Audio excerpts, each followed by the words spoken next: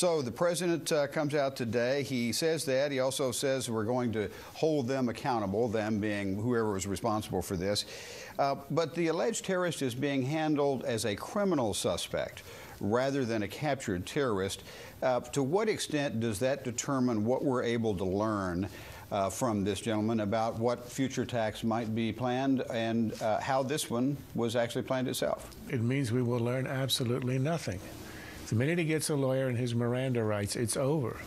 The question people have to ask themselves is this guy who tries to blow up an American airplane, who's a Nigerian, who's not an American, is captured. Does he have the right to remain silent, or do we have the right to interrogate him in order to find out who sent him, who equipped him, who armed him, and who trained him? It's a question of whether we're serious about this as a war or whether it's a mere, as Bush, as President Obama said, isolated extremist. He's not an isolated extremist. Obviously, he's connected to Al-Qaeda. Obviously, he was in Yemen. Obviously, there's information he has. And the question is, are we going to treat him the way that we're treating Khalid Sheikh Mohammed with a trial and in this case, a right to tell us nothing, or the way FDR did when the German saboteurs were captured in the United States and he ordered a secret military trial and they were executed. They had no rights.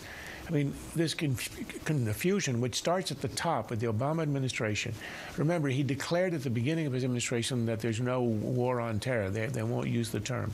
Well, he may have called off the war on terror, but Al-Qaeda has not. Well, the frame of mind here seems to have started early on, Charles, when you had Janet Napolitano, who rather than use the word terrorism, used the phrase man-caused disasters. And remember, her department issued a report early in the year in which she warned of the threat of returning American soldiers who might not fit back in society and who might join right-wing extremists, engage in terror or isolated lone wolf incidents against the United States. Is that the threat America is facing?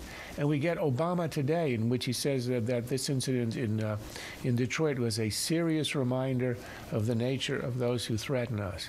And yet he denies the nature of those who threaten us. He calls them a violent extremist. A guy who shoots an abortion doctor is a violent extremist. The nature of the threat that we are facing is jihadism. Young Muslim males dedicated to a religious ideology and cults who go around the world blowing up trains and planes and killing innocents. That's the threat. It's a word he dare not use. And unless he does and admit that, you get the misdirection of the Department of Homeland Security and of all of our efforts. These people are illegal enemy combatants and have to be treated as such and not as a criminal who gets his Miranda rights.